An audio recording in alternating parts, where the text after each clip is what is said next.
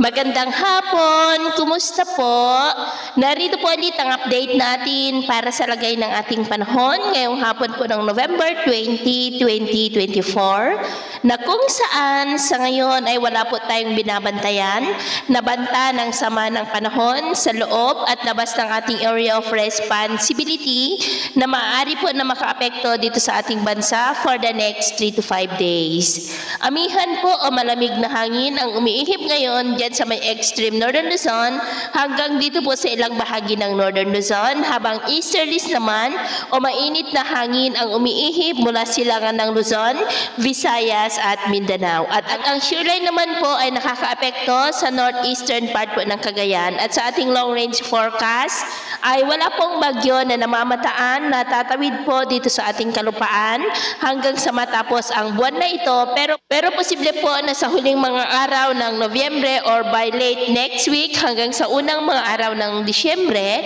ay posible muli ang pamumuo ng mga sama ng panahon sa silangan ng ating bansa, gaya po ninyong nakikita, at ang development po ng mga yan ang ating babantayan. At ang susunod po na bagyo ay tatawagin sa local name na Bagyong Kerubin. At sa lagay ng ating panahon ngayong hapon ay generally fair weather po sa malaking bahagi ng ating bansa, pero dahil sa amihan at shear line ay cloudy skies with isolated rain sa ilang bahagi ng Batanes, Babuyan Islands, Ilocos Region, Cordillera at ilang bahagi po ng Cagayan. At dahil naman po sa mga localized thunderstorm ay cloudy skies with isolated rain sa ilang bahagi ng Bicol Region, Southern Palawan, Aklan, Leyte, Samar Provinces at Dinagat Island. At sa susunod po ng mga oras, generally, fair weather pa rin sa malaking bahagi ng ating bansa, pero may chance pa rin ng mga pulo-pulo ng mga pag-uulan, lalo na po sa silangan ng Mindanao, Aklan, Capiz, Eastern Samar, ilang bahagi po ng Leyte, Capiz, Cadiz, Catanduanes, La Union, ilang bahagi ng Cagayan at Isabela. Kaya mag-ingat pa rin tayo sa mga banta pa rin po ng mga pagbaha at pagguho ng lupa.